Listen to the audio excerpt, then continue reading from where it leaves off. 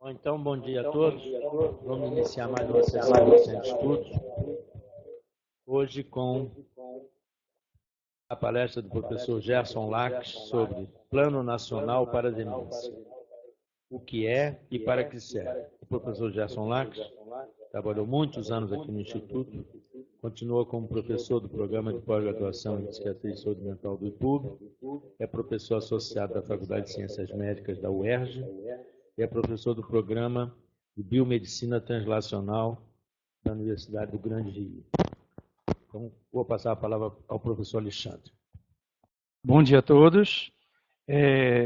Informamos que as sessões do Centro de Estudos estão sendo transmitidas como webconferência, como um grupo de interesse especial, SIG Telesaúde, PUB, UFRJ, RUT, RNP, e como curso de extensão em psiquiatria, que é Educação Permanente em Saúde Mental e Psiquiatria, ambos permitindo a interação entre palestrantes e pessoas que estão na web e as que estão aqui. Obrigado. Então, vou passar a palavra para o professor Gerson Lacks. Bom dia, muito obrigado aqui pelo convite para estar em casa, né? Eu vi o professor Jorge chegando aqui, ele vai me permitir dizer isso. O modo como ele chegou e a vestimenta era a mesma com que ele nos recebeu em 1978 na residência.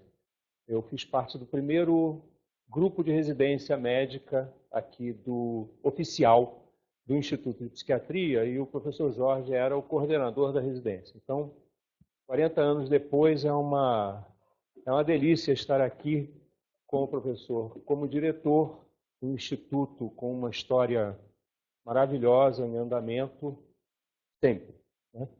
E entrei lá na minha ex-sala, que eu ainda mantenho por conta do colaborador aqui, e eu digo a vocês que eu fico emocionado todo dia quando chego aqui. E foram, assim, os 40 anos que eu continuo aqui.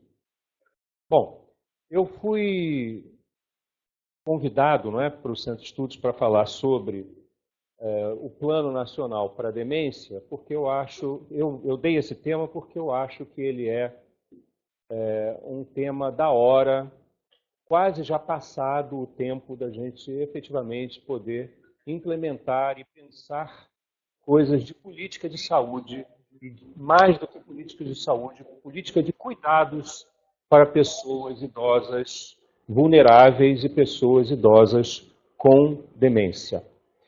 É muito maior do que uma política de saúde, ou muitíssimo maior do que uma política médica, uma política de cuidados para pessoas com demência. Então, eu já peço desculpas a vocês também, porque os slides os diapositivos estão todos em inglês, porque eu faço essa apresentação não apenas no Brasil, em simpósios internacionais, brasileiros e fora do Brasil, e então eu mantenho essa linha aqui. Mas vou falar na nossa língua, lindo idioma. Bom, qual é a dimensão do problema em termos brasileiros? Nós temos hoje uma previsão de prevalência de pessoas com demência no país que beira 1.600.000 pessoas. 1.600.000 pessoas no país hoje têm demência, se nós pegarmos as estimativas dos estudos de prevalência nacionais. Esse número é um número muito mal estimado, na verdade, porque existem prevalências mais novas em cidades pequenas que chegam a 17% da população idosa com demência. Então você tem entre 7% e 17% de estimativa de prevalência no país. Todos os estudos são da região centro-sul do país, sudeste e sul do país. Não existe nenhum estudo no Nordeste, não existe nenhum estudo na região centro-oeste. Portanto, nós não temos uma estimativa nacional verdadeira e temos algumas estimativas do que pode estar acontecendo, especialmente nos centros mais desenvolvidos do país. Não é? Mais grave ainda, 77% do total de pessoas que têm demência e estão na rede de saúde, no sistema único de saúde, não tem o seu quadro diagnosticado ou reconhecido. Não é o subtipo de demência, não. É ter demência ou não ter demência. 77% passam batido. Eles têm hipertensão, eles estão nos programas de saúde da família e não têm simplesmente um diagnóstico sindrômico de demência quando isso já está acontecendo de um modo importante. Né? Os outros 20%, 22%, 23% que têm o seu diagnóstico não têm nenhum tratamento e não têm nenhum cuidado. Nós não podemos, de modo algum, pegar exemplos universitários, como temos aqui no centro para pessoas com doença de Alzheimer, como temos na Unifesp, como temos na USP. Eu não vou citar todos os locais que prestam efetivamente atendimento de excelência, mas nós não podemos pegar esse exemplo como um exemplo do que acontece na vida geral da população. Então, nós não temos uma ideia de quantos desses 20% a 22% efetivamente têm os cuidados necessários para ter uma vida de qualidade. Né? Sabemos menos ainda da população que está em risco de desenvolver demência. Né? Nós temos conhecimento hoje mundial de todos os fatores de risco, ou de muitos fatores de risco, que são, efetivamente, podem ser prevenidos alguns, não é? Com algumas promoções de saúde geral, de promoção de políticas públicas, tanto de saneamento como de promoção de exercício físico e uma série de outras situações, mas nós não temos uma noção no Brasil de como atacar isso, porque nós não conhecemos os números de população em risco para o desenvolvimento de demência. Eu comecei dizendo que nós temos 1.600.000 pessoas hoje, possivelmente com demência no país, mas esse não é um número total de pessoas que estão envolvidas com o processo demencial. Porque se vocês pensarem que para cada pessoa com demência que está morando numa família, nós temos os filhos, né? O genro, a nora, netos. Se a gente fizer uma conta básica, mais umas 4 pessoas, 3 envolvidas nesse processo, e mais profissionais de saúde que estão envolvidos nesse processo, ou potencialmente lidam com essa situação, nós temos no Brasil 5 milhões de pessoas sob esse estresse e sob esse problema e com risco de desenvolvimento de problemas também, não só de saúde mental, como de saúde física, como de desenvolvimento ao longo do tempo com demência também.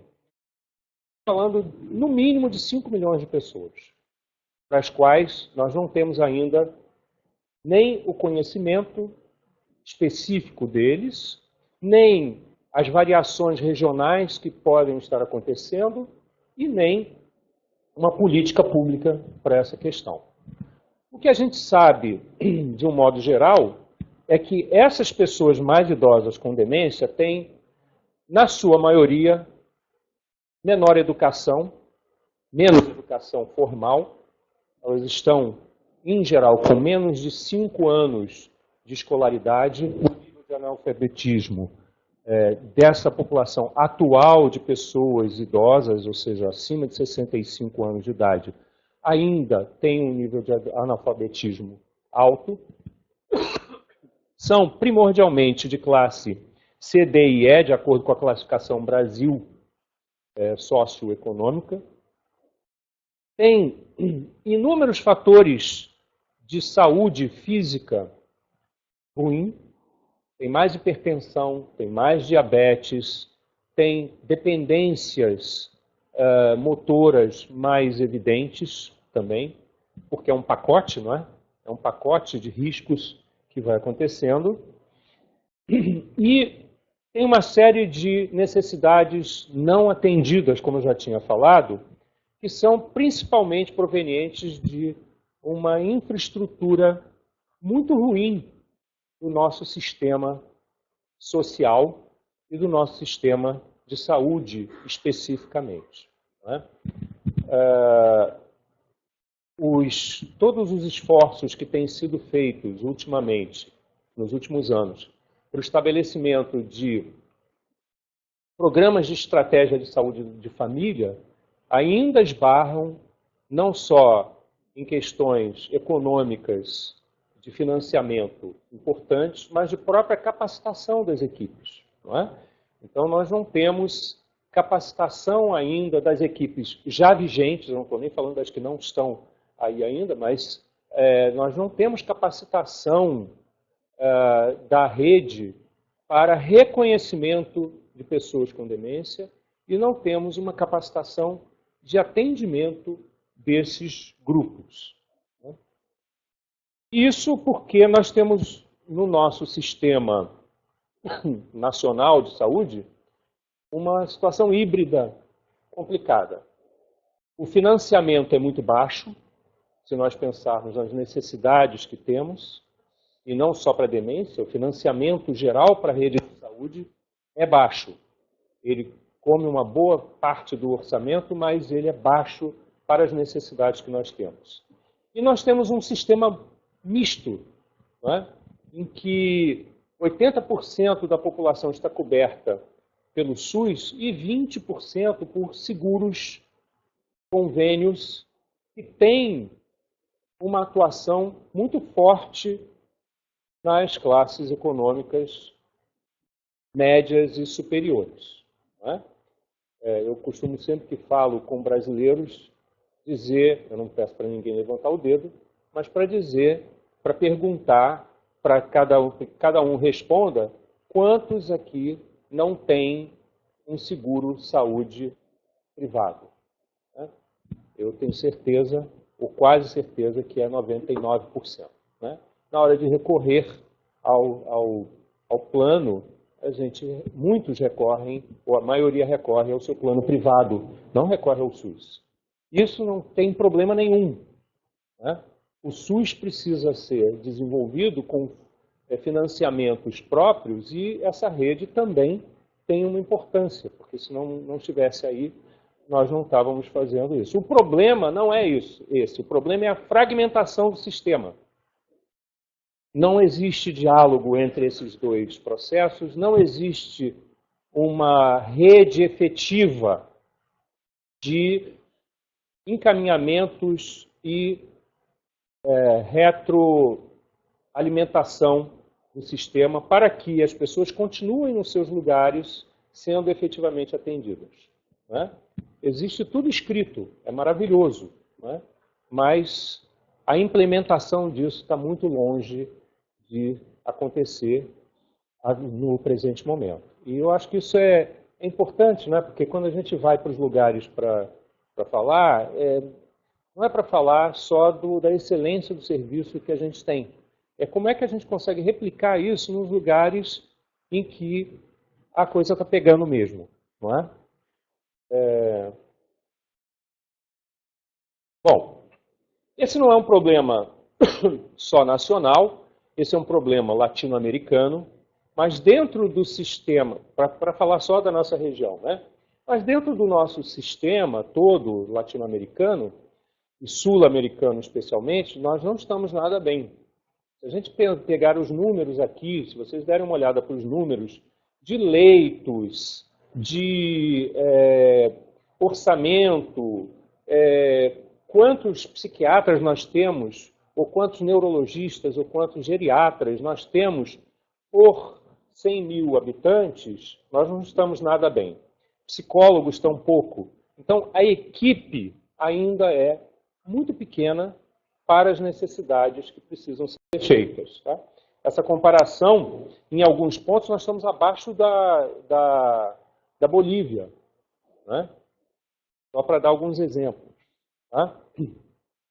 Então, chegando ao ponto específico do Brasil, em termos do que é a política para pessoas com demência e aonde ela poderia ser inserida, nós temos vários documentos, várias portarias que funcionam como boas portarias. São bem escritas, são efetivamente bem escritas, são normativas que, se conseguissem ser implementadas, e para isso eu volto a dizer que sem fundo, sem um programa de implementação, isso vale de muito pouco, nós temos uma organização do sistema mediante um plano nacional para pessoas idosas que não contempla em momento algum a demência.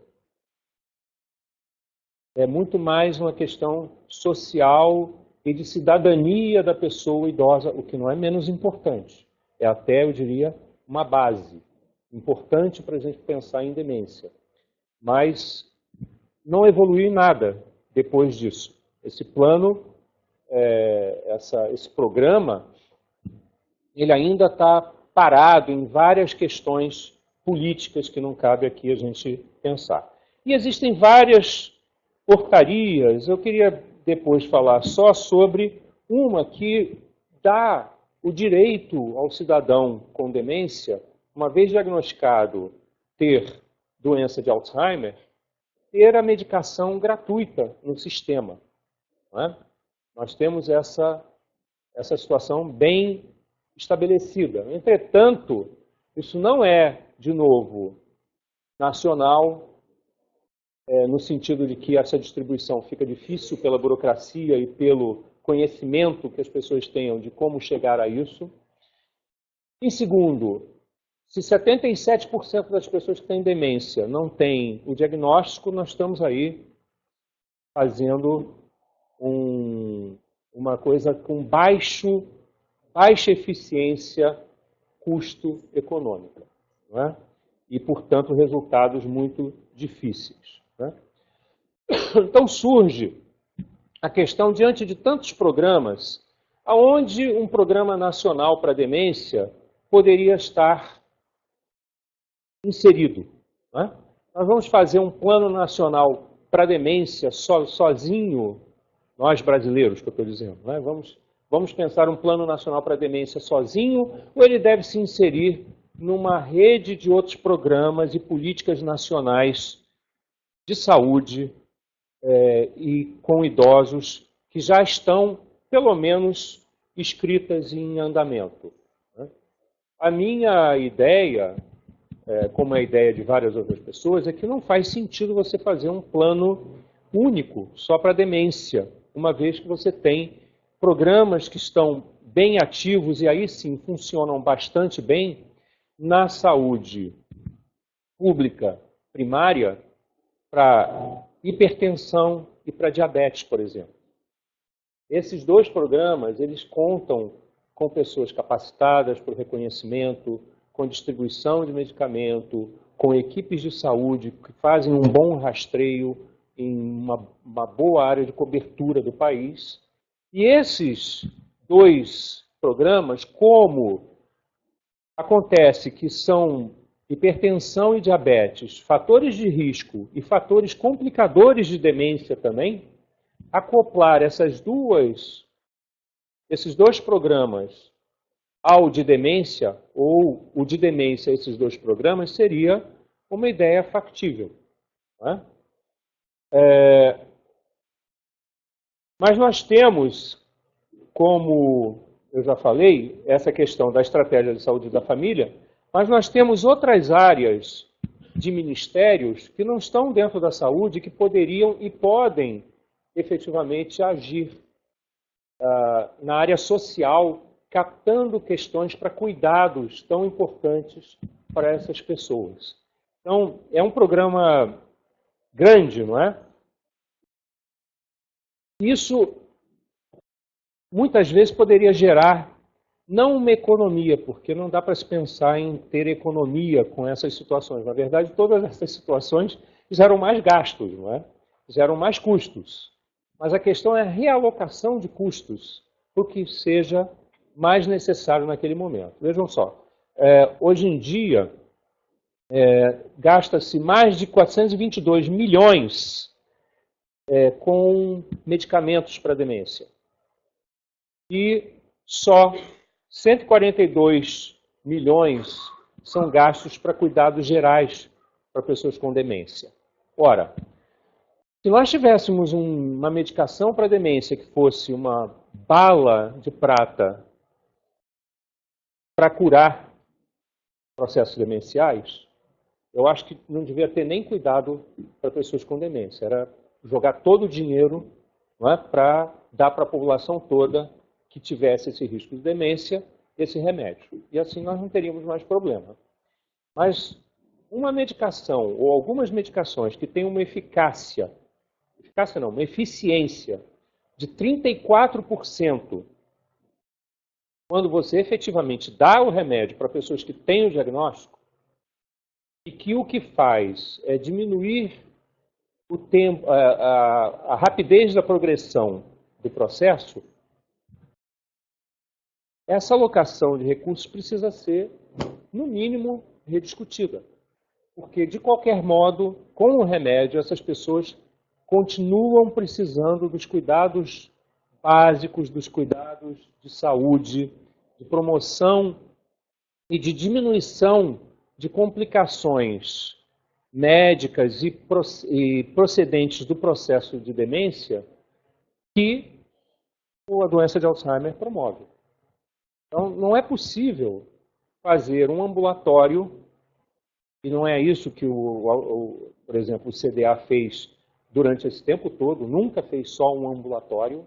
O CDA continua sendo, não é, com a equipe que está aqui, um projeto de cuidados gerais para pessoas com demência. O ambulatório faz o diagnóstico, dá a medicação, mas os cuidados gerais são mantidos, inclusive com os cuidadores que fazem orientações constantes do que é melhor e como deve ser estágio a estágio do processo demencial. Então, esse modelo não pode ser médico-cêntrico. Ele não pode ser baseado em diagnóstico e tratamento médico sensu stricto, farmacológico sensu stricto, né? E aí a gente esbarra num problema, né? O que a população quer? O que a população, em geral, tem na mente? Qual é a ideia que as pessoas têm? É que precisa de médico. Eu não estou dizendo que não precisa de médico, pelo contrário. Sou médico, nasci para ser médico, acho hoje, depois desse tempo todo, mas eu acho que ser médico não é só você sentar na frente de uma pessoa, fazer um diagnóstico e dar um remédio, ela vai para casa e se tiver algum problema, talvez me ligue, né? A ideia geral de um sistema de saúde das pessoas em geral é esse aqui, né? A fila é para ver médico e fazer cirurgia, e a própria pessoa pensar em mudar estilo de vida ou haver promoção de saúde pelo Estado mesmo, não é, para ajudar essa situação, não acontece, ou acontece de uma forma muito pequena, né? Tanto que pessoas como André Deslandes, por exemplo, como Márcia Dourado aqui, são vistas como pioneiras, né? São vistas como pessoas que estão fazendo uma situação que os outros não fazem, que não se pensou. Não é para ser assim, né? Elas são pioneiras mesmo, mas eu acho que é importante que isso se modifique na noção da população e dos usuários todos, né? Então, isso aqui eu já falei sobre as diferenças entre os setores, e a gente evolui então para por que e como fazer as etapas de um plano nacional para a demência. eu andei estudando isso ao longo desses últimos anos, em conjunto com um parceiro de 20 anos já, né, na Noruega, que é o Knut Engedal, que foi o responsável pelo Plano Nacional para a Demência na Noruega, e ele me apresentou uma série de outras situações, e pessoas também, os planos francês, britânico, até o americano, que tem essa situação de saúde muito diferente, não é? Às vezes tem um plano nacional para a demência muito interessante, muito bem feito. Então, essa situação, nós escrevemos um artigo sobre a questão nacional, que eu já falei aqui uma boa parte da situação, mas quais seriam os passos mais importantes ou necessários que nós teríamos pensado para fazer passo a passo, né? A primeira delas, eu acho que é realmente melhorar o reconhecimento público de que demência está no dia a dia das pessoas, né? Está no dia a dia da pessoa que vai ao supermercado, né, e entra numa fila normal, não a fila de idosos, aí piora um pouco mais, mas a fila normal, e lá 10 pessoas à sua frente, que está lá no caixa, está uma senhora totalmente embaraçada com o dinheiro, com o troco, dizendo que a caixa roubou, que não pode, aí cai as coisas. Qual é a reação dos outros 10 que estão para trás, dos outros 20 que estão para trás? Todo mundo fica irritado, não é? Começa a gritar. Não tem ninguém, ou muito pouca pessoa, que pensa assim, essa senhora tem um problema, ela não pode nem ir para casa sozinha. Às vezes não sabe nem como ela chegou. Não é? Então, o reconhecimento de que aquele é um problema, aquilo é demência, é fundamental no dia a dia das pessoas. Muito maior do que a gente pode pensar. Vocês hoje saírem daqui com uma ideia de que vão atravessar uma rua, quando olharem para o lado, tem uma senhora ou um senhor. Eu não estou nem falando da questão motora. Eu estou falando da questão só no senso estricto cognitiva.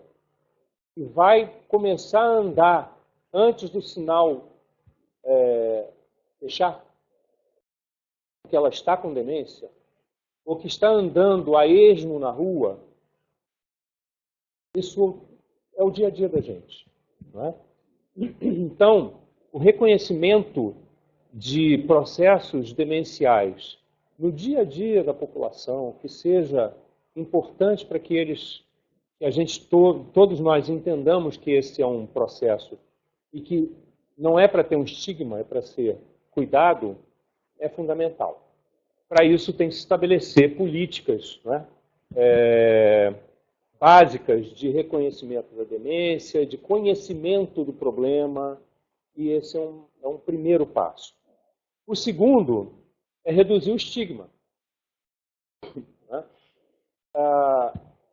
Dentro do reconhecimento e do estigma, o que acontece muitas vezes é que, se vocês olharem, toda semana tem tem uma grande manchete dizendo que a demência de Alzheimer ou a doença de Alzheimer foi curada com um ratinho de laboratório, ou que foi feito um exercício de mexer o dedo e a pessoa melhorou magnificamente, ou que ela tomou tetrahidrocannabidiol, THC, o paciente estava agressivo, tomou e depois começou a falar, andar e viver uma vida normal. Essas notícias, elas são devastadoras para o que a gente precisa. Elas são devastadoras porque elas aumentam o estigma, elas dão uma informação fake e está totalmente fora de esquadro. Então, a gente começa a receber telefonemas dos pacientes e das pessoas envolvidas. Leu aquilo? Será que dá para fazer? Como é que é? Quer dizer, Não é pelo trabalho que a gente vai ter, é pelo efeito devastador nessa situação que a gente precisa ter. Tá? Então, a própria imprensa, não é? E a circulação dessas situações, a gente precisa gerar notícias e gerar conhecimentos que sejam mais adequados, né, para o que se deseja e mais informativos e não desinformativos. Né? Muitos planos estão focados no diagnóstico precoce da doença. Planos, por exemplo, na Noruega, hoje, eles estão totalmente focados no diagnóstico precocíssimo e nos fatores de risco. Mas lá faz sentido começar por aí, ou continuar por aí. Porque o sistema de cuidados já está totalmente estruturado, eles não têm problemas, assim é na França também. Né? A dotação orçamentária para cuidados com pessoas com demência está instalada, leve, moderada e grave, já está instalada. Né? Precisa, às vezes, de mais dinheiro e tudo, mas a capacitação está feita, eles têm uma coisa em andamento já eficaz. Então, faz sentido agora atacar o grande problema, que é o inicial, o precoce e o fator de risco. Os fatores de risco. Ora, nós também precisamos, mas eu pergunto a vocês, diante do que eu já falei, se esse é o momento da gente fazer, por onde a gente vai começar? Né? Nós vamos começar por fazer diagnóstico precoce da população, identificar fatores de risco e injetar dinheiro nesse processo, ou nós vamos pensar em ver estruturas de cuidados gerais, sociais e médicos e de saúde em geral para pessoas que já têm o problema e instalação de locais para pessoas com dependência maior. Eu diria a vocês que se eu fosse chamado a participar de alguma coisa assim, eu pensaria nesse processo agora. Nós estamos com mais necessidade de cuidar de quem já tem do que... Porque não vamos ter dinheiro para tudo, né? Então, se é para fazer uma coisa modular, eu acho que o foco inicial, pelo menos dos próximos, ou dos 3 anos em que as coisas seriam reavaliadas, seria das pessoas que já têm o processo em andamento e que necessitam desses cuidados. Né? O plano principal seria melhorar a qualidade de cuidados para as pessoas em qualquer estágio da doença. Né? E por isso, e a partir daí, melhorar a qualidade de vida desses indivíduos e dos cuidadores. Esse é o desfecho que a gente pretende. Para chegar a esse desfecho, nós temos várias etapas e aí a gente pode definir tecnicamente como é que se faz para chegar a esse desfecho. Não é um desfecho simples de se atingir. Né? Mas nós temos que ter serviços que atinjam as necessidades e não pensarmos serviços maravilhosos para necessidades que não estão nem ali ou que não vão ser atingidas. Né? Então, nós precisamos de um sistema de estratégia de saúde da família que reconheça pessoas com demência e cuide basicamente das comorbidades e do processo da demência. Isso não é feito só com o médico. Né? E até que o médico é fundamental para o diagnóstico da demência, mas o reconhecimento da demência não é só médico e a capacitação da equipe para isso é muito importante. Nós precisamos de cuidados em casa. A grande maioria da nossa população ainda é baseada em casa, né? Ao contrário da Europa toda, incluindo Portugal e Espanha, em que as pessoas vão para residências de longa permanência lares de longa permanência, e esse estigma de ir para, entre aspas, o asilo, no Brasil tem diminuído muito. Né? Não só pela necessidade, mas porque existem algumas ilhas em que as residências, os lares e as instituições de longa permanência são de um relativo bom padrão. Né? Essa necessidade é premente. E o Ministério Público do Idoso, por exemplo, no Rio de Janeiro, para não dizer do país todo, mas eu vou falar do que eu conheço no Rio de Janeiro, está vivamente envolvido em melhorar a qualidade de vida das pessoas que estão nesses locais. Ativamente, inclusive com programas de capacitação dos quais nós aqui do Instituto participamos em parceria. Tá? Foi proposto e nós temos esse programa de capacitação. Nós precisamos que nos hospitais públicos e particulares nós tenhamos pessoas com reconhecimento de demência também, inclusive no CTI. Muitas vezes a pessoa entra no CTI em delírio, sai do delírio, continua com a demência, e esse reconhecimento do que fazer a partir dali é muito complicado. Né? Então, nós precisamos de todas essas situações melhor vistas. Né? Quem é que deve escrever um plano? Esse é um problema também, aí já é cultural, né? É um problema cultural nosso, brasileiro.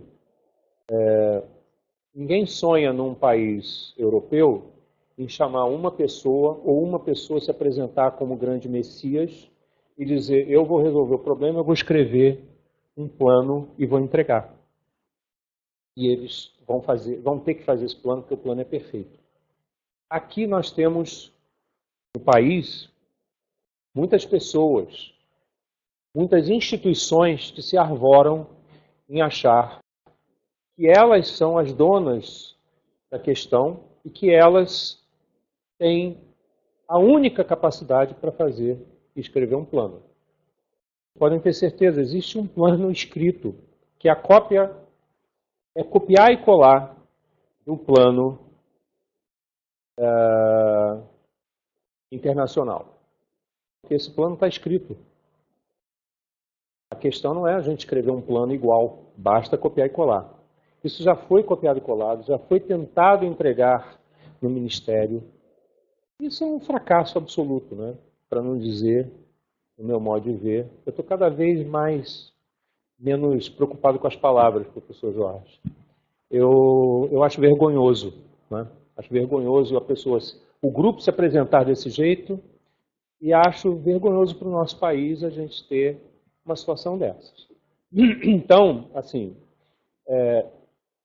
nós temos que desenvolver no nosso país um processo de escrita e de organização desse serviço que seja efetivamente cidadão, público, transparente, com todas as instituições e todos os stakeholders, ou as pessoas envolvidas, que assim achem que são.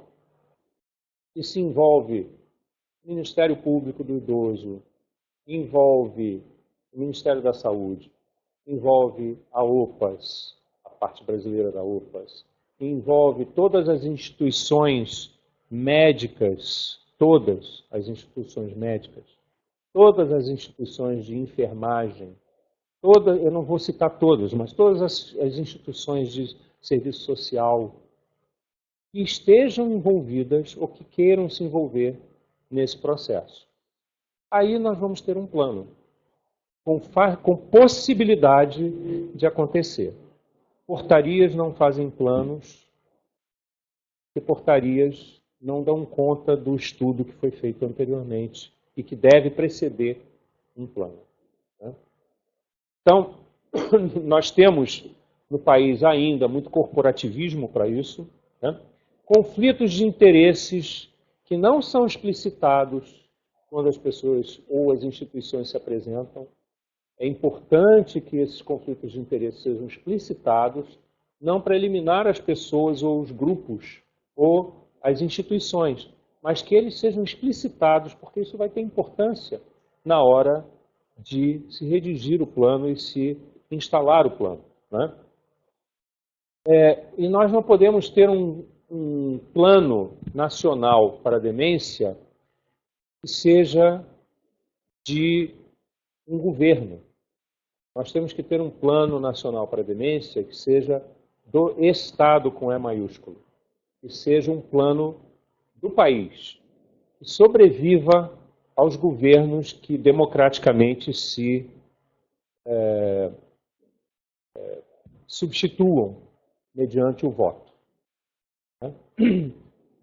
Nós temos muita dificuldade no país para isso, né? E isso é desastroso também para qualquer plano que se queira escrever e começar, tá? Então, isso tem que ser uma política de Estado que venha de cima para baixo, mas que saia com um reconhecimento e com uma pressão também de baixo para cima, nossa, né? A outra questão é que a gente precisa estabelecer metas claras de 3 a 5 anos para que sejam revistas. E uma vez revistas em 3, 5 anos o que é que foi atingido e como está a situação, a gente possa ou redesenhar ou caminhar para frente com novas perspectivas, né? Então, uma educação e reconhecimento pela população, a capacitação dos profissionais, a promoção dos cuidados de saúde ligado a programas de saúde que já estejam em andamento na saúde pública e desenhar e implementar um programa comum que também seja o setor privado de saúde. Eles têm feito programas de promoção não para as pessoas já com demência, mas de prevenção de uma série de fatores.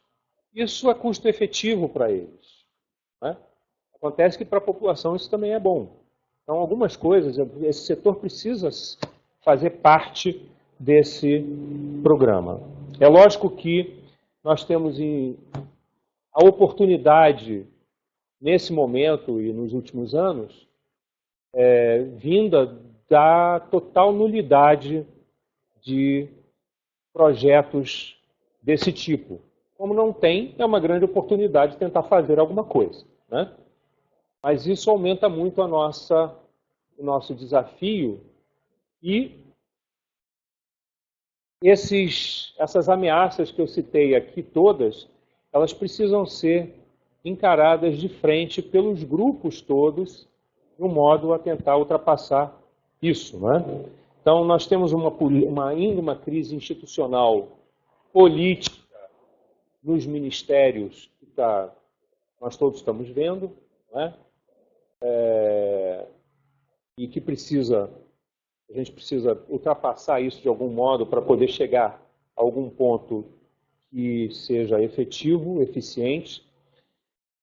A questão da saúde da família, da estratégia da saúde da família, eu já falei, a gente ainda precisa melhorar essa situação. Existe uma falta de conscientização do público em geral sobre o que é demência, como lidar, e um estigma grande, né? Os stakeholders, os grandes atores para esse problema ainda tem pouco diálogo e nós não temos uma liderança para a demência no país. O que eu quero dizer com liderança para a demência no país? Na Suécia, a rainha da Suécia, a rainha Silvia, ela tem uma instituição para a demência. A mãe dela, brasileira, teve demência. E ela montou e tem uma dotação orçamentária muito boa para dar cursos, não só para os suecos, mas para pessoas de fora também. E na internet vocês vão encontrar isso. E ela roda o mundo fazendo isso. Ela é a campeã para demência de lá. A França tem o seu campeão para demência. A Inglaterra tem o seu campeão para demência. Nós Não estou dizendo que a gente tem que pegar o Pelé, por exemplo, e dizer, bom, agora você pousa aqui e vai dizer que você vai ser o campeão para a demência. Mas nós precisamos, sim, de embaixadores, né, que nos levem ao público, em geral, com uma mensagem desse tipo. O Zico, há pouco tempo atrás, vestiu uma camisa.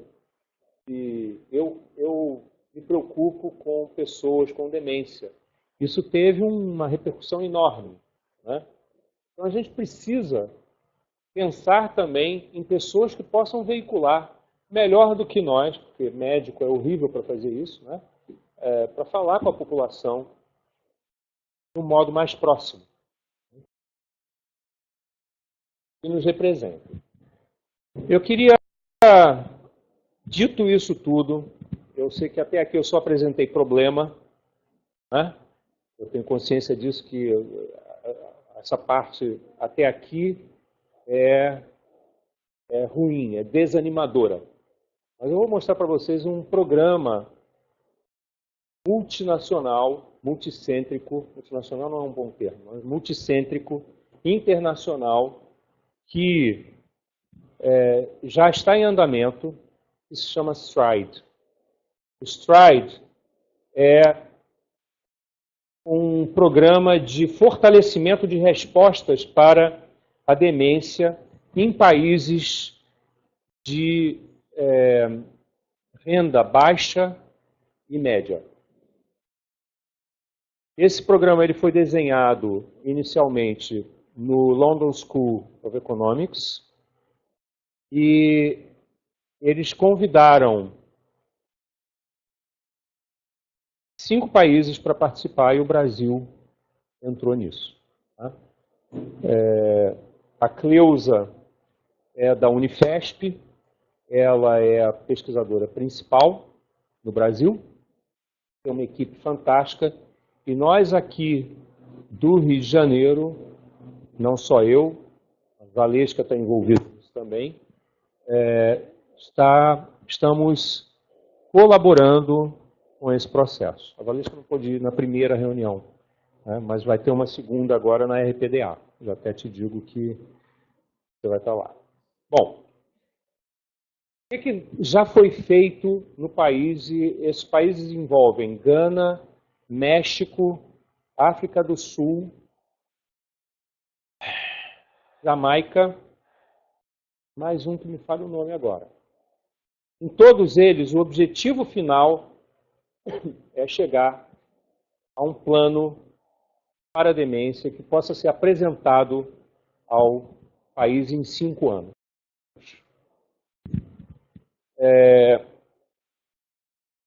Nós já tivemos, como já disse, alguns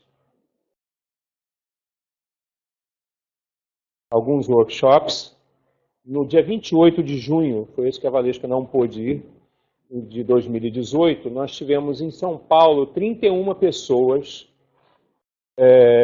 psicólogos, médicos, farmacêuticos, voluntários, pessoa com demência e cuidadores envolvidos num dia inteiro de seminário de teoria da mudança. Como a gente pode fazer para mudar a situação atual? Esse processo de teoria da mudança, e todas essas pessoas aqui são de norte a sul do país, incluindo centro-oeste. Tá? Nós fizemos esse seminário com o objetivo de chegar a um mapa do caminho de como a gente pode chegar ao desfecho de fazer com que as pessoas vivam bem tendo demência. Esse é o objetivo. Tá? Para isso, a gente precisava saber de onde a gente está vindo, né? Qual é o tipo de participação social que existe hoje em dia para esse processo, como é a governabilidade e a equidade. Nós sabemos que existe muita desigualdade no país também. Então, entender essa situação neste contexto, né? Entender o que temos de pesquisa e tecnologia dentro do país para esse fim, como se dá a colaboração intersetorial, o desenvolvimento de capacidades e a organização de serviços. Tudo isso está sendo profundamente avaliado.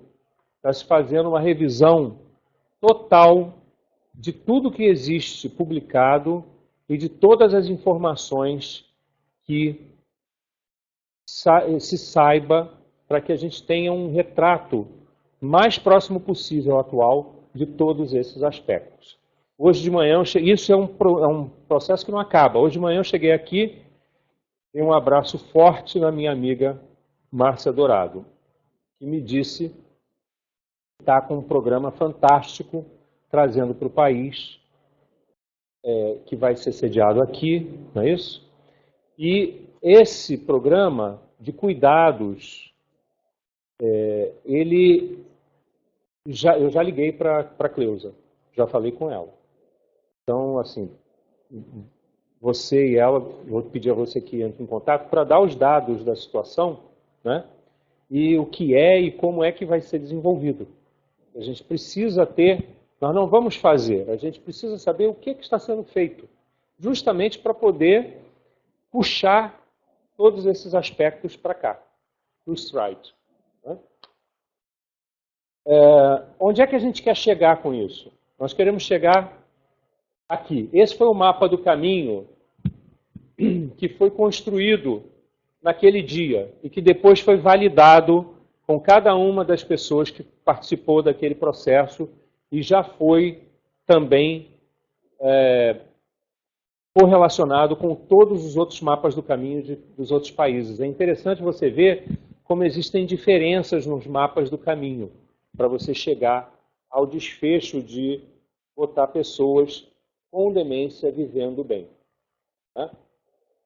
Existem pacotes de capacitação que estão sendo desenvolvidos pelos diferentes países e nós ficamos responsáveis pelo de awareness, exatamente desse de fazer um reconhecimento melhor pela população, pelo público em geral disso. Então nós vamos desenvolver aqui esse pacote, validar e passar a aplicar. Todas essas situações vão sendo reavaliadas e existe um estudo econômico, por isso do lado da London School, para que isso possa ser avaliado em termos de custos também. Então, o que se pretende ao longo desses 5 anos é que nós tenhamos um plano escrito a ser apresentado. Nós, não é o STRIDE. O STRIDE vai veicular isso com todos os stakeholders, e isso é transparente. Tá? Para que o programa seja feito, nós já fizemos, existe um comitê avaliador que vai dando diretrizes, ouvindo diretrizes para que isso possa ser feito. Né? Esse comitê avaliador, aqui não está visível, né? Eu estou presidindo neste ano esse comitê para que dê o pontapé inicial, mas a nossa ideia é que cada um dos membros do comitê seja o presidente desse comitê a cada ano, né? Para que não tenha uma pessoa somente envolvida nisso. E esse comitê vai receber informações e vai, 2 vezes ao ano, se reunir com o grupo para que se veja se não só o prazo está sendo feito, mas se as ideias estão correndo de acordo e como se pode fazer para melhorar essa situação. Acabou de sair uma newsletter, esse projeto. Eu convido vocês a lerem a newsletter, porque ali vai dizer tudo sobre a situação. E eu vou dar para vocês daqui a pouco os endereços. Né? Esse é um boletim de notícias em que a primeira página diz o que é o STRIDE, como é que ele vai ser desenvolvido na segunda página, é bem rápido e é uma notícia, é um boletim de notícias que vai dar para o público em geral essa noção. Por favor, anotem esses endereços, especialmente o do Brasil. O e-mail é Brasil com S mesmo, lógico, .stride@gmail.com, e o Twitter é @stride, tudo, o I é minúsculo, não é? _ Brasil. Tá? Eu não tinha Twitter, eu abri Twitter há um mês por causa desse evento e porque todo mundo falou, você tem que ter um Twitter, tá no... não sei, você tem um Twitter, André? Maria não vai ter, mas você tem? Não, pois é. Eu vou até te pedir para tirar uma foto minha aqui com este negócio aqui, porque eu vou botar no Twitter, que estou fazendo a apresentação. Isso é importante porque o Londres vai ver, o pessoal todo vai ver que eu estou aqui no Instituto de Psiquiatria, com muita honra, tem que aparecer aquele negócio.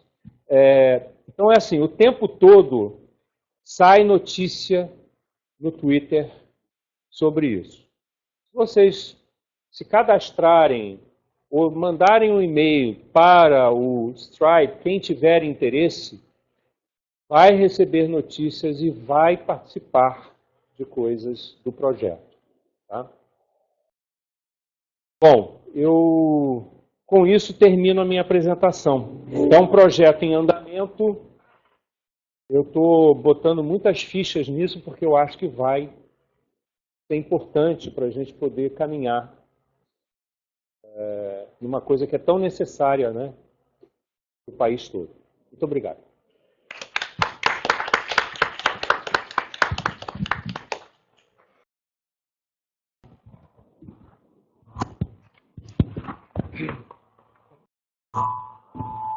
Então vamos inaugurar aqui as perguntas ao professor Gerson, antes de cumprimentá-lo e parabenizá-lo pela excelente palestra que ele nos proporcionou.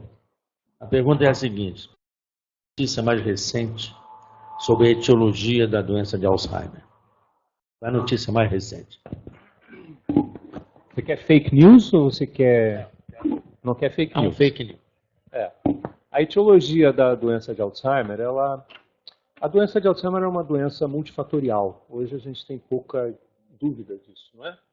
Existe uma forma autossômico dominante, que foi primeiramente identificada na Colômbia, em Antioquia, pelo Francisco Lopera, maravilhoso pesquisador. E ele identificou a pressenilina 1, pressenilina 2, mas isso responde por 10% das pessoas com doença de Alzheimer, de início precoce, mais importantemente.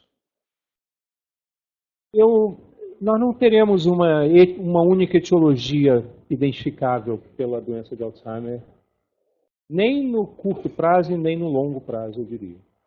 Os estudos genéticos de WISE, né, de genética ampla, identificam genes candidatos vários que juntos têm uma importância para a geração do transtorno que acontece decorrente do depósito de beta-amiloide e de hiperfosforilação da tau.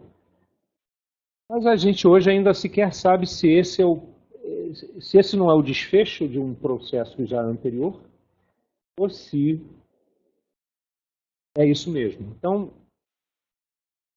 esse é o grande problema, professor, que as pessoas ficam, não é o senhor, mas as pessoas ficam esperando no jornal a cura dá. Né? A cura dá ou descoberta a causa de. Né? A gente precisa mudar esse foco. Primeiro porque não vai aparecer. Vai aparecer um pool de genes que tem importância com uma contribuição de tantos por cento para isso ou aquele processo. Né? E os tratamentos vão poder disso. mas a gente precisa mudar um pouco o foco do interesse para qual o melhor cuidado em cada estágio da demência.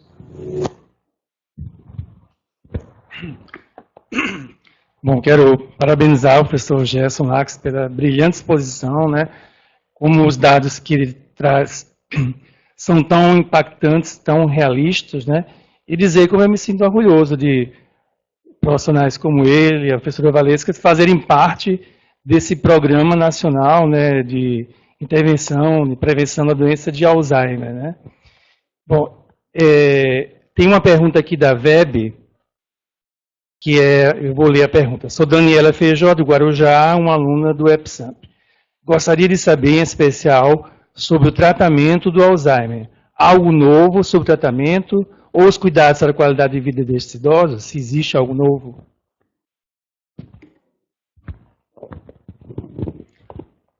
Como é o nome dela? Daniela, não existe nada novo, como eu acabei de falar. Na verdade, todos os estudos de fase 3, tentando ver quais medicamentos poderiam ter um efeito em doença de Alzheimer, de início precoce, inclusive pré-clínica também, falharam assim, redondamente até aqui, né? Todos os estudos falharam até aqui. Existem alguns novos andando, mas todos falharam. Então, eu não tenho novidade farmacológica, né?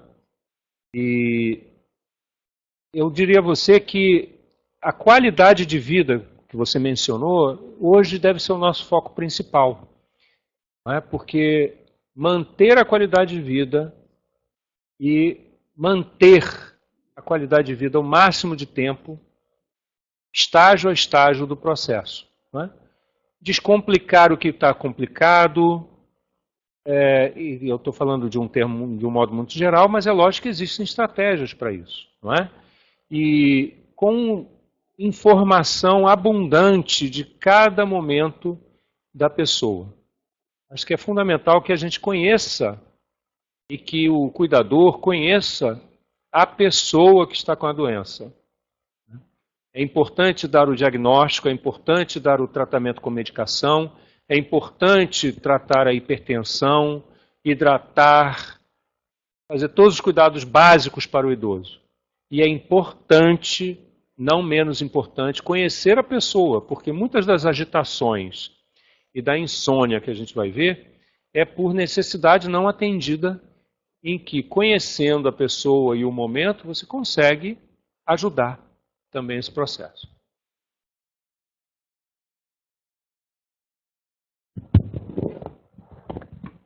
Gerson, parabéns, professor.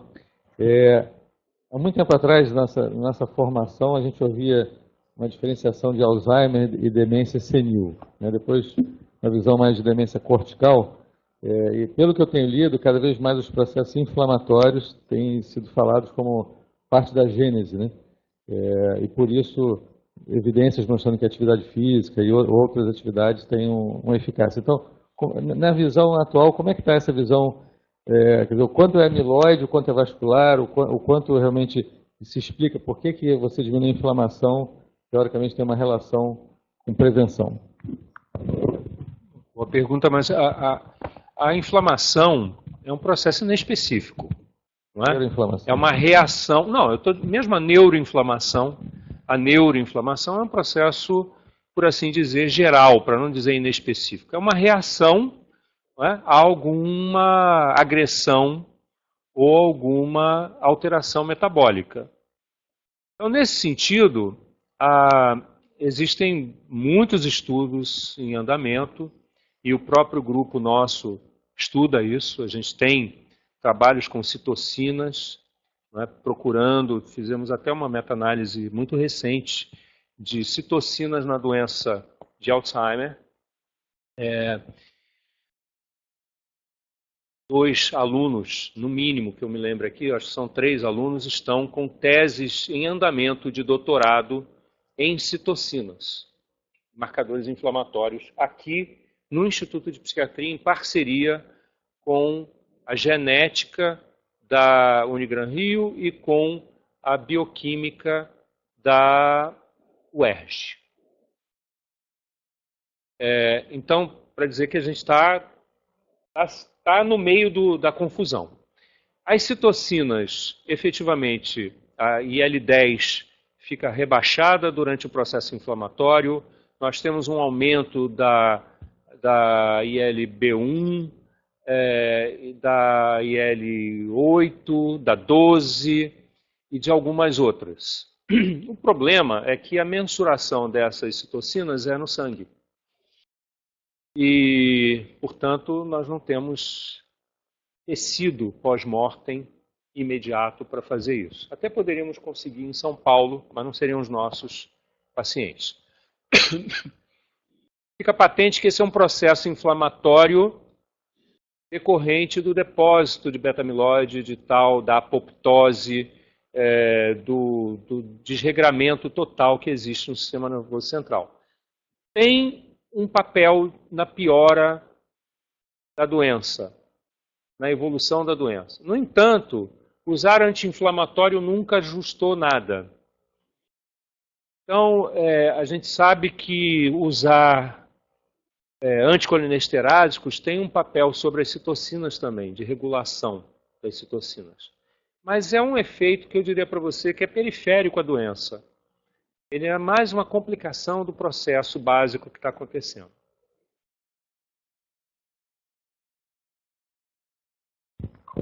Aqui temos uma outra pergunta da Web, da Ana Paula. Bom dia, professor. Em sua fala, o senhor mencionou que a rainha da Suécia, diante da demência em sua mãe, começou a se debruçar sobre o assunto e criou uma organização. Queria saber como posso ter acesso aos cursos que essa organização oferece e se há a possibilidade de realizá-los na modalidade online. Assim, são cursos, eu acho que existe uma parte básica que é acessível a todo mundo e existe uma outra parte que é paga. Mas, inclusive, eles têm um aplicativo, que eu não vou me lembrar o nome agora, mas se você entrar na sua loja de aplicativos e procurar Demência Suécia, vai aparecer alguma coisa. Entra no Google, eu não tenho um endereço aqui, eu posso me comprometer até e hoje ainda mandar para vocês, para mandar para todo mundo. Existem vários aplicativos de outros locais também, entendeu? Nos Estados Unidos tem um aplicativo muito bom para cuidadores de demência. Aliás, essa é uma coisa que a gente quer desenvolver no Stride também. Nós queremos desenvolver um aplicativo desenhado para o Brasil, para os cuidadores no Brasil, né, para o reconhecimento. Então, assim, basta botar no Google Demência Rainha Silvia Suécia, você vai ter, acho que vai ter entrada direta para esse processo. Mas eu assumo o compromisso de mandar para cá o endereço hoje à tarde especificamente, tá bom? Ana Paula, né? Sou eu, né? Também queria agradecer ao Gerson, né? Já tem um tempo que algumas vezes a gente se encontrou e você falava sobre essa questão do Plano Nacional para a Demência. E eu queria voltar nesse assunto, Gerson. A gente tem uma política nacional de saúde da pessoa idosa. Essa política já existe, é uma política nacional. Eu queria entender melhor as relações dessa política, se tem ou não, com esse Plano Nacional de Demência. Porque um comparativo que eu posso fazer, que é onde eu conheço melhor, uma política nacional de saúde mental que gerou toda uma reestruturação na assistência, com criação de serviços, recursos, etc. Se é esse tipo de relação, né, que um Plano Nacional de Demência poderia gerar em torno dessa política. Quais são as articulações entre a política e o plano, e o que seria exatamente esse plano? Exatamente. Nós não temos uma política nacional de saúde para a pessoa idosa, nós temos uma política nacional para a pessoa idosa, que é de cidadania, não é? Com várias coisas na qual fica bem dito que como população vulnerável ela precisa ter acesso à saúde de um modo diferenciado e tudo, mas não existe uma especificação de plano nacional de saúde para a pessoa idosa. O plano é para a pessoa idosa, plano nacional para a pessoa idosa. Então, essa é uma diferença importante, por exemplo, para a saúde mental. Né? Eu não advogo, não acho que deva haver um plano nacional de saúde para a pessoa idosa. A pessoa idosa faz parte da população e ela merece ter um cuidado focalizado de acordo com as necessidades que ela tem. O Plano Nacional para a Demência, ele, como eu botei ali, eu acho que ele deve se integrar no Plano Nacional de Saúde, porque você tem hoje um Plano Nacional para hipertensão, você tem um Plano Nacional para diabetes. E esses planos estão bem estruturados. É acoplado em conjunto com esses planos que o Plano Nacional para a Demência pode e deve funcionar. Né? Dentro disso, você veja, existe um plano, você lembrou muito bem, um Plano Nacional para a Saúde Mental. Onde estão os idosos? No plano. Não estão. Não estão. Não tem nem demência, menos ainda. Para não dizer que só idoso não está, no Plano Nacional de Saúde Mental não tem idoso. Não tem demência. Não é? Não tem nenhuma estruturação para isso, nem foi pensado. E eu até entendo que o foco era outro. É outro. Mas uma vez estruturado o Plano Nacional de Saúde Mental, que existe, está em andamento, tem muitos problemas, mas ele está aí, a gente tem como conversar com esse plano com uma cunha para demência também. Né? Então, eu acho que você tocou no ponto principal. Não é chegar e escrever uma coisa, uma jangada de pedra para correr no oceano solitário, porque não vai dar em nada. Né? Vai afogar. Você escrever um plano desfocado de tudo que já está acontecendo, não vai acontecer nada. Agora, esses planos que já existem, que estão escritos, os que estão em andamento, os que estão dando certo, a gente tem como tirar dali coisas e acrescentar ali coisas para que o Plano Nacional de Demência seja uma parte integrativa dessa situação. É justamente isso.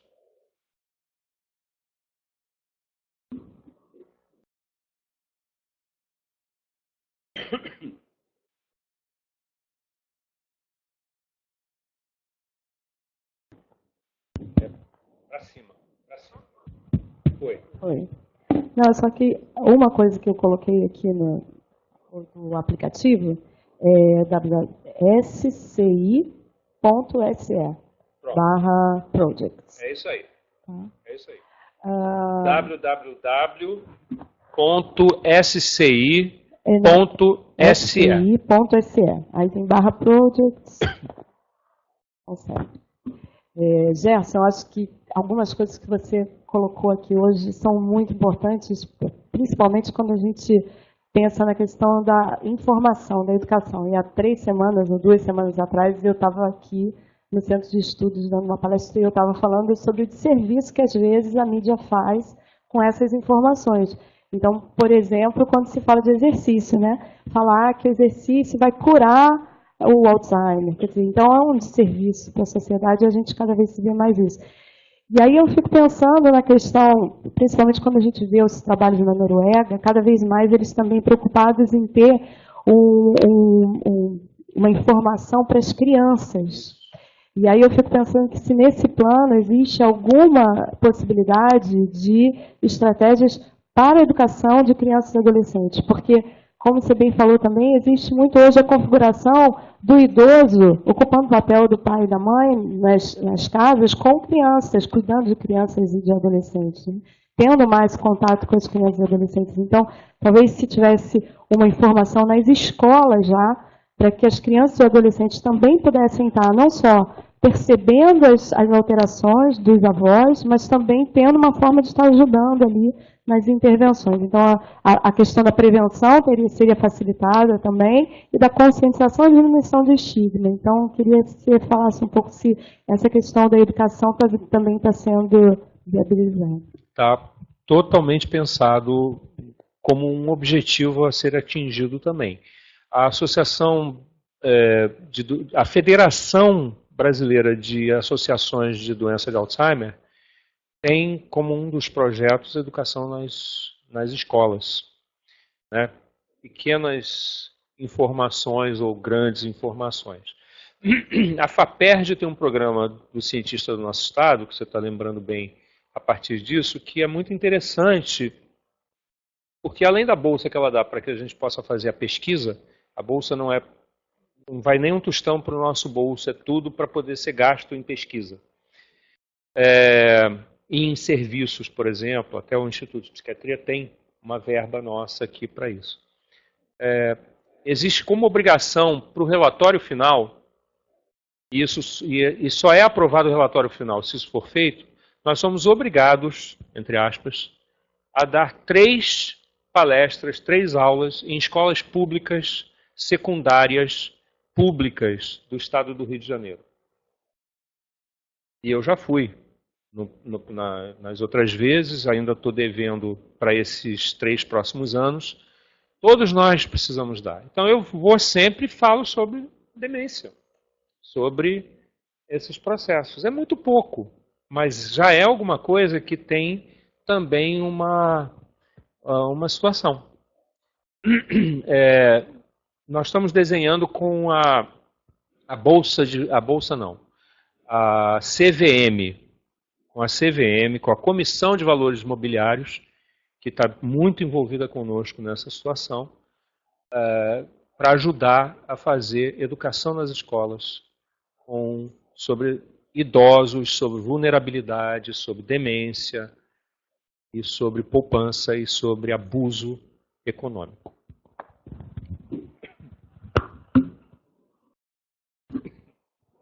Eu vou pegar uma carona na pergunta da professora Andréa Deslanes e perguntar justamente assim, dentro desse plano, como está sendo formulado políticas de formação de profissionais, né? Como o professor Gerson falou, grande parte desses idosos que têm demência, eles não são diagnosticados em serviços públicos, né? Eles recebem algum tipo de assistência, mas eles não são diagnosticados e, consequentemente, não são tratados, né? Então, assim, esse plano nacional, como ver isso, como implementar políticas desse tipo, queria ouvir o professor. Bom, eu ia perguntar para você de novo, você quer uma resposta blá blá blá ou você quer uma resposta verdadeira? É lógico que eu vou dar verdadeira, porque eu acho que eu deixei claro aqui que o plano não está escrito, que o plano não existe. Nós estamos no momento coletando todos os dados que efetivamente existem no país sobre uma série de outras situações, incluindo esta da capacitação profissional. Né? Nós sabemos que a capacitação profissional médica é deficiente nesse aspecto, de enfermagem é deficiente nesse aspecto, os agentes comunitários de saúde é deficiente nesse aspecto. E a gente está desenhando, pelo pacote do STRIDE, livretos de capacitação para reconhecimento de demência, para poder fazer nas redes de estratégia de saúde da família. Né? E aí testar se isso funcionou ou se não funcionou. Se funcionou, vamos adiante, vamos implementar em outros lugares e vamos apresentar como uma proposta para que isso seja feito. Então, nós não temos isso feito. Não, nós, que eu estou dizendo, o Brasil não tem. Muito menos eu. Mais uma pergunta. Alexandre Guilherme. Dentro do screening, a capacitação de Mini-Mental para atenção primária, se é algo que está sendo feito ou já foi pensado, que estratégias de ferramentas de screening populacional para demência você tem visto aqui e fora do Brasil? A questão do screening populacional para demência é um erro epidemiológico, hoje a gente sabe, não é? Porque você não vai pegar populações de risco e é um dinheiro enorme gasto para uma eficácia muito baixa. Então, não se fala mais em screening nesse sentido, porque você identificando uma população de risco, você já vai melhor naquela população e você vai encontrar, então, o que você pretende. Né? Os melhores instrumentos para identificar processo demencial, e não fazer screening, identificar o processo demencial nesses ambientes, eu vou começar a me repetir. Estão sendo coletados, coligidos, todos os estudos brasileiros, com todos os instrumentos, para que se veja qual seria o mais adequado, o mais rápido, o mais simples e o mais adequado para a identificação de demência, de processo demencial na nossa população, levando em consideração a escolaridade. O problema do mini-exame do estado mental é a escolaridade. Nós temos que ter ponto de corte, temos que ter essa coisa toda. Nós validamos aqui, a Narayana defendeu a tese dela no final do ano passado, validamos um instrumento que é infenso à escolaridade. Você pode ser analfabeto, você pode ter escolaridade superior, ele vai dar uma pontuação que é denotativa de processo demencial. Então, existem dois outros que podem ser melhores, mas a gente já sabe que o mini-exame não é o melhor exame, não vai ser. Eu posso dizer a você que com pouquíssima probabilidade vai ser ele que vai ser utilizado para a população. Tá? O que não quer dizer que não vai ser usado em pesquisa. Né? Ele é um instrumento para pesquisa. Pode servir hoje em dia para pesquisa, mas ele não serve para o dia a dia. Não serve para o dia a dia. Eu fiquei em muita dúvida com ele.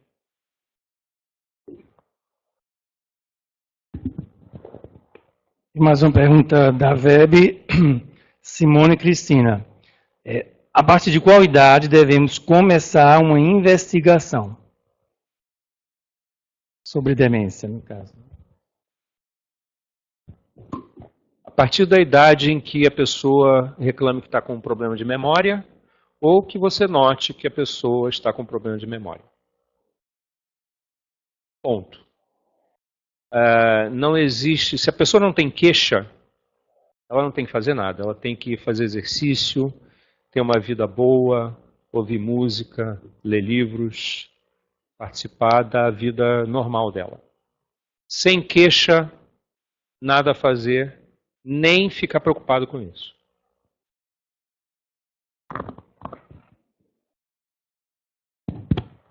Então, agradecendo mais uma vez ao professor Gerson, vamos encerrar a sessão e avisar que semana que vem vamos ter uma jornada de psiquiatria forense que vai durar o dia inteiro, de 9 da manhã às 4 horas da tarde. Tá bom? Muito obrigado.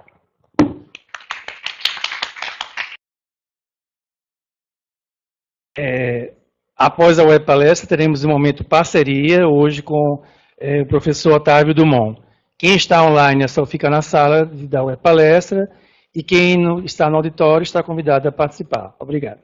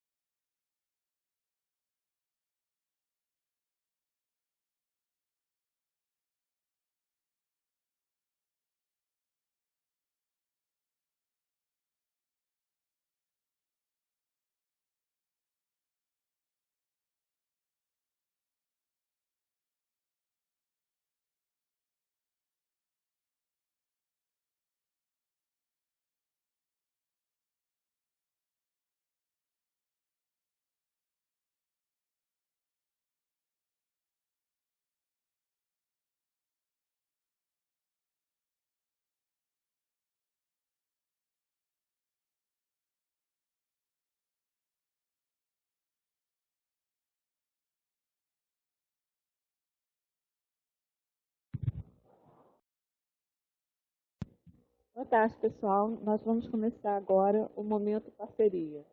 Tá? Como nós temos falado, esse é um momento especial para a gente. Nós vamos trazer hoje aqui o professor Otávio Drummond, né? E ele vai falar sobre narrativas em saúde. Vocês podem também conversar com ele sobre esclarecer as dúvidas que vocês têm no seminário, né? E ele vai focar mais no trabalho que ele realiza. Certo? A questão das perguntas é da mesma forma. Vocês vão mandar as perguntas de vocês para o e-mail perguntas.epsamp@ipub.frj.br. O mesmo e-mail que a gente usa nas web palestras. Vou dar a palavra agora ao Dr. Otávio.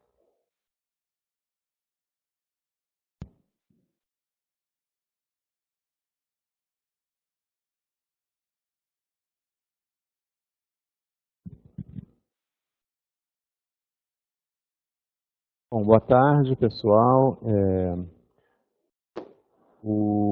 A Fátima me convidou para fazer essa participação, até em função daquele evento que aconteceu no final de março, né, aquele Seminário Internacional de Narrativas, que teve uma parte da manhã que foi toda em inglês. Então, a ideia é só... Vou contextualizar um pouco o seminário e falar geralmente de uma maneira mais geral sobre narrativas. Então, aquele seminário, na verdade, ele foi o resultado de um projeto de colaboração em curso, né, de um grupo de pesquisadores brasileiros, do qual eu faço parte. Tem outros professores da UFRJ, tem professores da Unicamp, da USP, da Unesp, da UERJ, da UNB, né, que têm trabalhado com narrativas em saúde, visando a integração do Brasil a um conjunto internacional de pesquisadores que trabalham com narrativas em saúde, que é o tal do DPEX internacional, né? DPEX é uma abreviação Enfim, é uma abreviação, uma sigla em inglês para uma base de dados de narrativas de experiência de adoecimento e tratamento. Então, isso é um movimento que, na verdade, já começa tem mais de 20 anos, uma força crescente no campo acadêmico, no campo dos cuidados em saúde, que surge pouco depois de alguma coisa com a qual as pessoas estão muito mais familiarizadas, que é o trabalho da medicina baseada em evidências. Né? E nesse trabalho da medicina baseada em evidências, frequentemente, não porque os primeiros formuladores dessa proposta estivessem desatentos a isso. Se vocês pegarem uma referência importante no campo da medicina baseada em evidências, que é o livro do David Sackett, ele fala já no começo que a medicina baseada em evidências procura integrar a melhor evidência científica com a expertise clínica e com os valores e narrativas dos pacientes. Então, a medicina baseada em evidência já está atenta para o fato de que, para você trazer a evidência científica que é gerada de forma estatística, quantitativa, para a singularidade do caso, o recurso à narrativa é indispensável.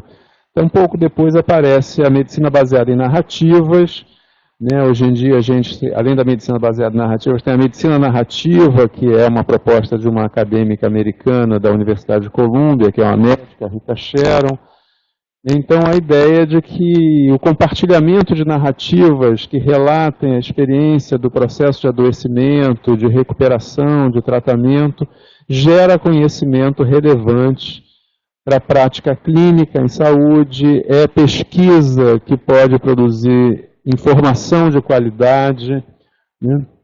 Então, aquele evento no dia 23 apresentava um pouco na parte da manhã o trabalho do DPEX internacional, né? Ali estavam representados pesquisadores americanos e australianos, isso tem origem na Inglaterra, e o DPEX internacional atualmente conta com vários países, a grande maioria, né, quase totalidade do hemisfério norte, Inglaterra, Japão, Coreia, Canadá, Estados Unidos, Holanda, República Tcheca, e um país só do hemisfério sul, que é a Austrália, que é um país desenvolvido, e o Brasil seria o primeiro país a participar desse grupo, um país, né, um país latino-americano, seria o primeiro país latino-americano. Então era um evento que comemorava um pouco isso, que ainda está em andamento.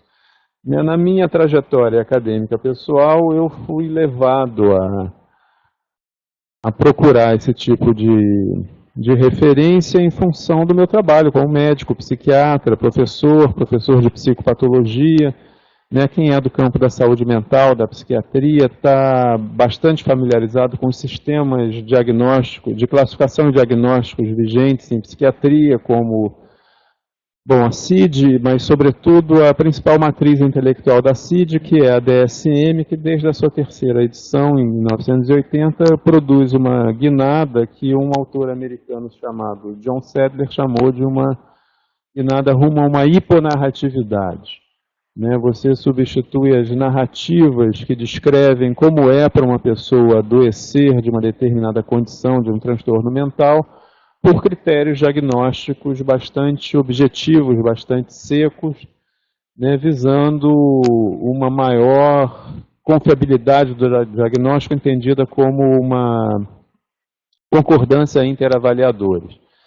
Né, isso vai ter efeitos na prática clínica, de modo que a narrativa, né, a perspectiva do paciente, né, a experiência em primeira pessoa, ela vai ficar relegada a uma marginalidade, a uma periferia, que não foi sem consequências.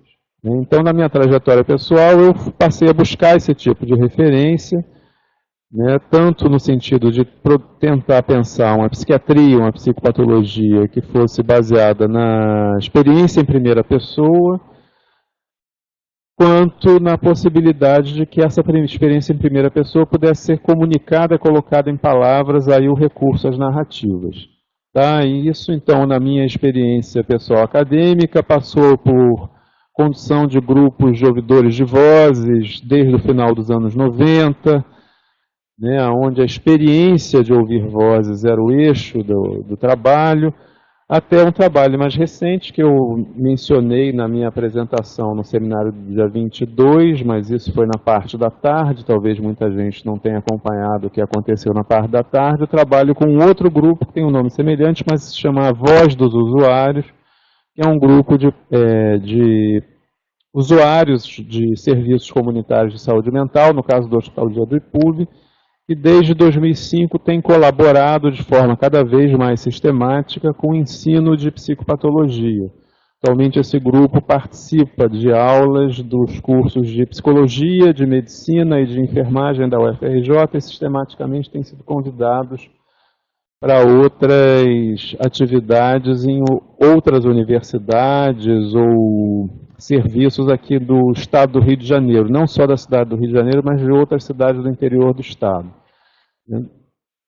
E a participação desses usuários se dá em nome da expertise individual que eles têm de conhecer por dentro o que é adoecer de um transtorno mental, o que é se tratar, o que é se recuperar de um transtorno mental, enfrentamento de estigma, desafio da reinserção social, coisa que o conhecimento em terceira pessoa, né, o conhecimento meramente acadêmico não tem, e em função dessas modificações que eu aludia inicialmente, né, desencadeadas por essa guinada nos sistemas de classificação, foram se tornando cada vez menos relevantes. A própria adesão estrita e a crítica à medicina baseada em evidências toma como topo da evidência as chamadas meta-análises de ensaios clínicos controlados, que são trabalhos estatísticos em cima de uma determinada forma de fazer pesquisa, uma forma experimental. Ensaios clínicos são formas experimentais, deixando as narrativas como as evidências menos consistentes. Então tem todo um esforço,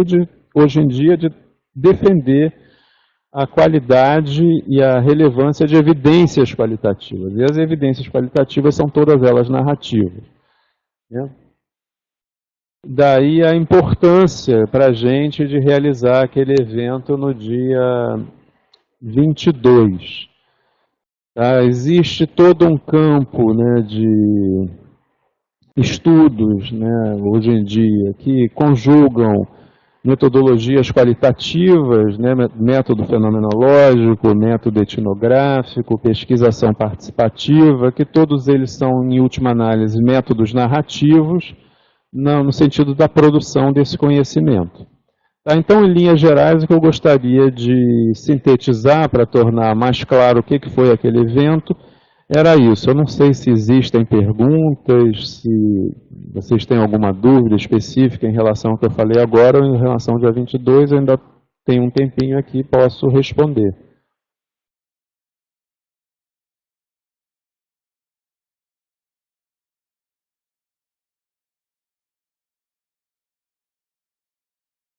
Agora ninguém fez nenhuma pergunta.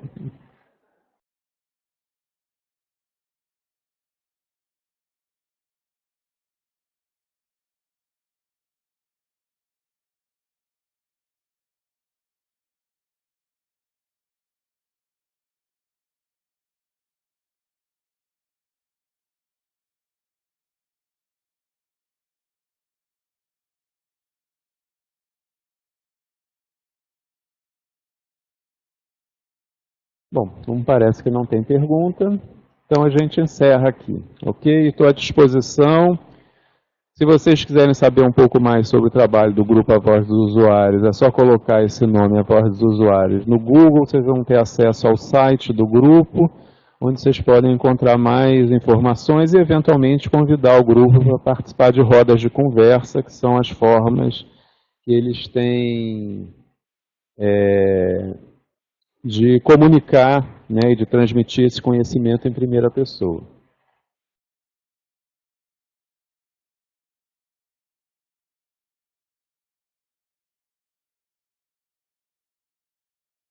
O que poderia falar nessa perspectiva narrativa autobiográfica? Eu não chamaria nem de autobiográfica, porque autobiográfica seria alguma coisa que visaria cobrir a extensão de uma vida, né? Mas a gente pode pensar que, enfim, a narrativa, em última análise, é alguma coisa que constitui a nossa identidade, mesmo que sejam fragmentos de identidade. Então, a gente tem trabalhado menos numa perspectiva autobiográfica e mais numa perspectiva da narrativa como sendo aquele recurso que permite que a gente, né, como alguns autores falam, dê sentido, né, ou torne concordantes eventos discordantes. O adoecimento é um evento inusitado, embora todo mundo saiba que vai adoecer um dia, né, a gente sempre pensa que isso vai acontecer com os outros. Quando acontece com a gente, isso é sempre alguma coisa que desequilibra, que foge do esperado, né? E a narrativa é um recurso a dar sentido a isso, né?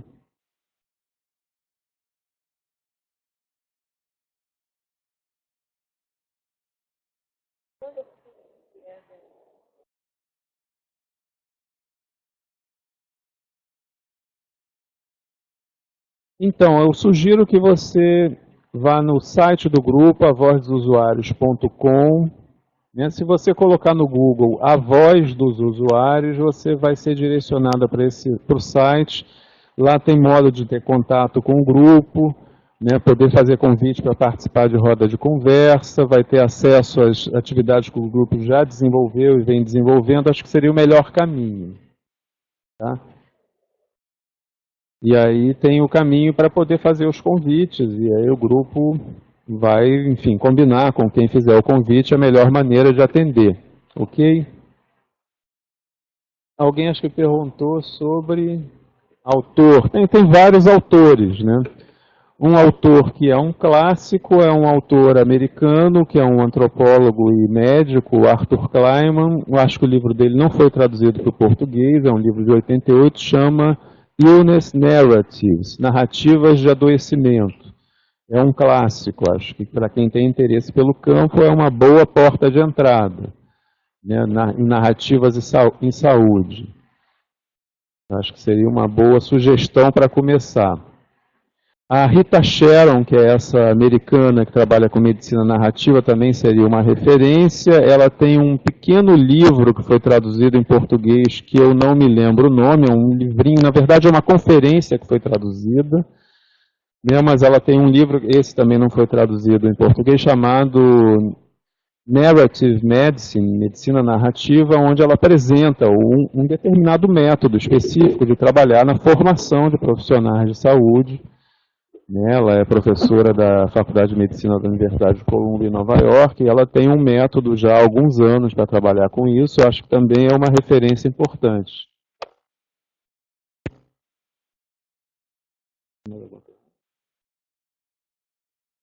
Então, tem essa referência da Rita Sharon, que eu não me lembro o nome do livro dela, é uma conferência que foi traduzida. Tem um outro autor, que aí é mais sobre narrativa, que é o Jerome Brunner, narrativa em geral. É um psicólogo americano, ele não necessariamente está trabalhando com narrativa em saúde, mas narrativa como ferramenta metodológica. Ele tem vários livros traduzidos em português, é um autor americano, também é um caminho. E, enfim, se colocar o meu nome no Google, a gente já publicou no laboratório vários trabalhos em português, vocês podem ter acesso às nossas pesquisas e encontrar outras referências nesses artigos.